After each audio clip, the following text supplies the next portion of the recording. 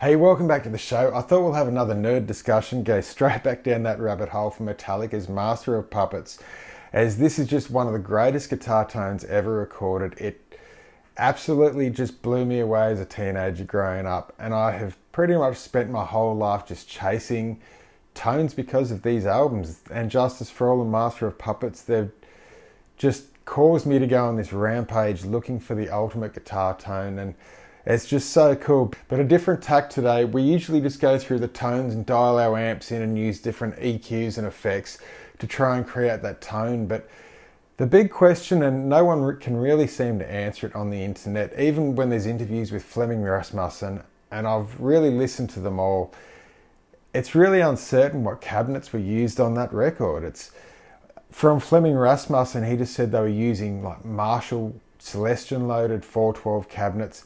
And what was actually in those cabinets, he didn't document at the time. There was just so many in the studio moving through. And some people seem to think it could have been the G12M, the G12H, the G12T 75 Celestions, or the G12 65s. And it just brings up a whole cool discussion that we can have. I can go through the 2 Notes Torpedo Captor X. I've got all those cabinets installed on there within the 6 presets. And all those different cabinets have been painstakingly captured in the studios with so many different microphone locations. And you can move them around in the software. But for today's purposes, I'm just using a single SM57 pushed up to each of the different cabinets, pretty much in the same spot. We'll just get a different taste. So it's pretty much the same across the board. But to start off, this is the tone that I've dialed in. I'll go through the gear and the settings in just a tick, but this is the basic tone.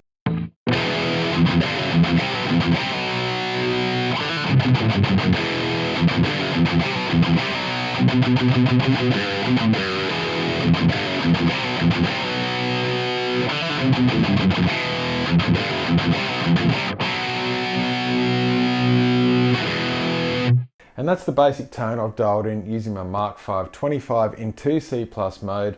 You can see all the settings there. The gain's moderate, the treble's up around 7. The mid's up fairly high just to really give it more of a robust tone. It's got a little bit more mids and depth to it, this tone, than over and Justice for All. The bass is wound right back just so that the whole amp can remain tight, and you can feed that back in within the effects loop and within the slider controls. But for now the bass is very low. As Metallica had their settings with Flemming Rasmussen notes, the presence on these is really low, but you offset that with a fairly high treble just to really retain that crunch.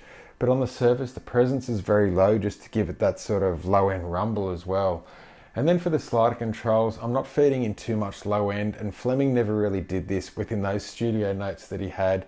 We've got a little bit of the lower mids going on. I've scooped out the mids in the standard position, and then the treble, we've just got enough just to give that little articulate sort of bite on the top. And that's just a small piece of the puzzle for this whole monstrous tone. But something in many of the interviews that I've listened to with Flemming talking, something he is sure about, just for the rhythm tracks and the way that it was recorded for Master of Puppets. The Mesa Boogie power amps were used. There was no slaving going on with Marshalls or that sort of thing for the rhythm tracks. It was all Mesa Boogie power amps and Mesa Boogie preamps in the one unit. So that's something he was sure of. I'm sure a lot of you have your own ideas there, but I've heard him say it many times in interviews, and I believe that is the truth. He did say though, for some of the guitar solos and experimenting, they did go through some of the different slaving techniques with the 800s, but for the main rhythm tracks, it's all Mesa. And then we get to the effects loop, where I'm just simulating what Flemming did with the mixing console, and he had the Affix B&B EQF2, and this was the parametric EQ that he used to sculpt a lot of the awesome tones out of And Justice for All and Master of Puppets. And it was in a console, but our friends at Master Effects have redone that console section of that amp, hard-coded just what the switching and the coding that was in that EQF2 for Master of Puppets, and put that into an actual stomp box that you can use through the effects loop. And that's the Puppet Master EQ, and it's absolutely insane. I've done loads of videos on this in the past. I'll have links in the description, you can check them all out. And then I've got that going into the Origin Effects Cali 76 compressor, and this really just adds that right amount of compression and that crunch on the top that just tries to make it sound more like the record. I'll turn them both on and off, and we'll just go through the tone. This is with both compression and PMEQ off.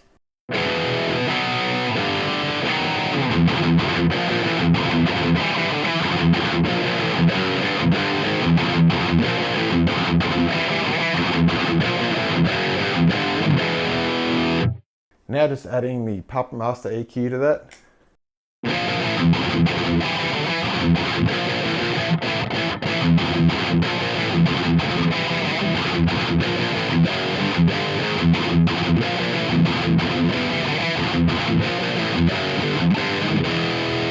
Now adding the Cali 76 compressor.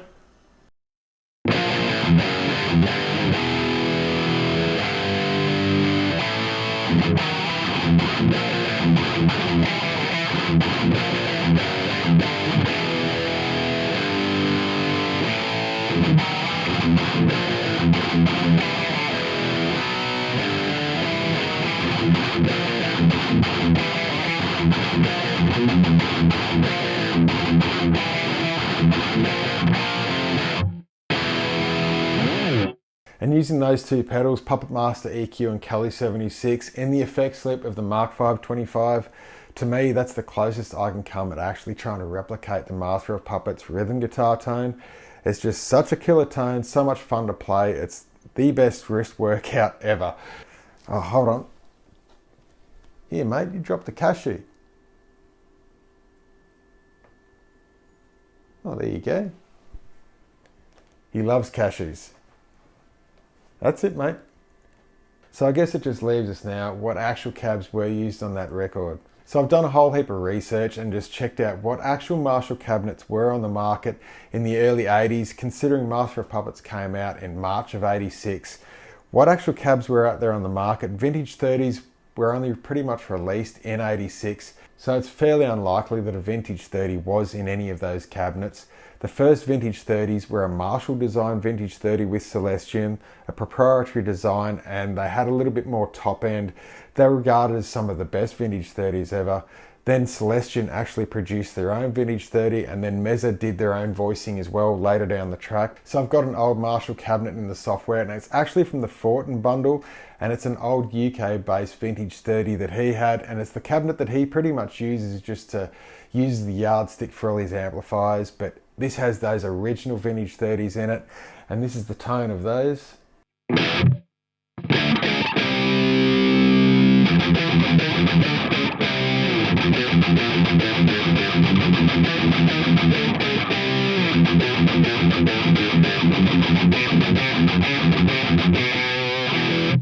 And I can tell straight away that's not the speaker we're looking for.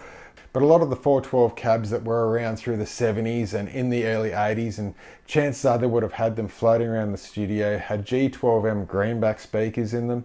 And in the Dave Friedman collection, he's got an old 412 with G12M greenback speakers in it. It looks like a super old Marshall cab, and I thought it was probably the closest one to what would have been around in that era. And this is the preset for that one, the G12M greenback.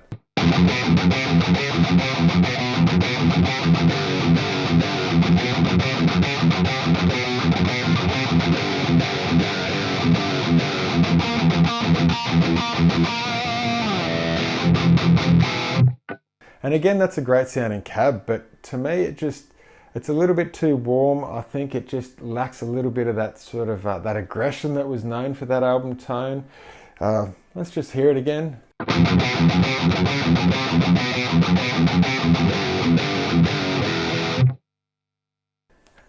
It is pretty close. I don't know, I think with some tweaking we could get that one to really fit the build. That's the G12M greenback, but we'll just keep going. The next cabinet that I've got is a 1960 cabinet, and that's loaded with the G12T 75 Celestions.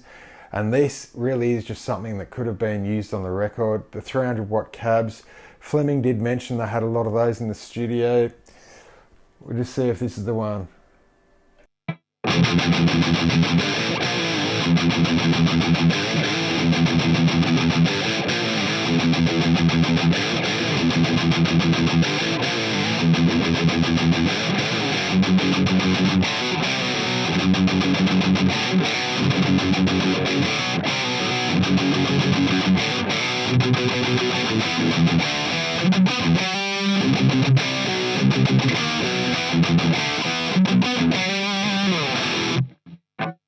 And again, that's a really cool sounding cabinet, but to me, that was just a very sort of mid-rich cab. It didn't have much of that low end or much of the different articulation in the tops that you hear from Master of Puppets. It was just a very, like, it'd give you a fantastic solo sort of tone, but I don't know. A lot of people seem to think that it was the G1275s, but it leaves us just with the old G1265 speaker, and these came out in the early 80s there, like 81, 82 I think, and really rare. They're known just for that massive big low end, a lot of the articulate highs, and as soon as I plug this one in,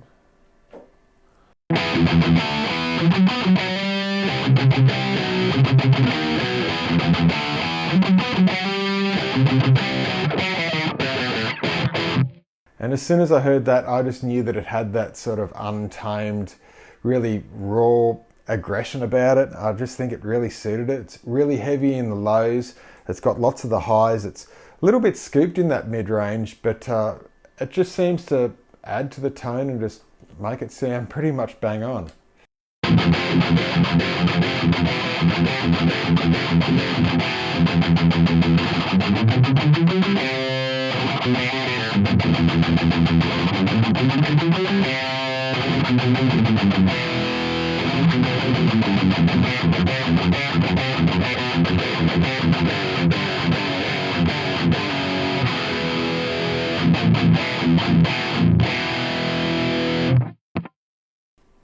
I don't know.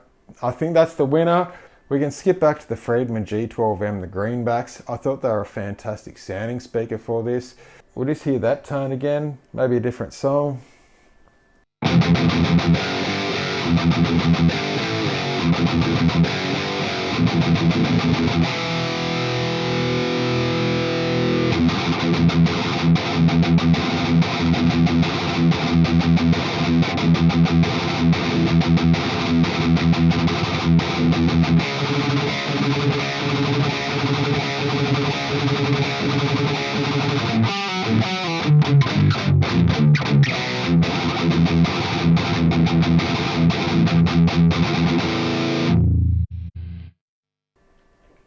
Back to the G1265s.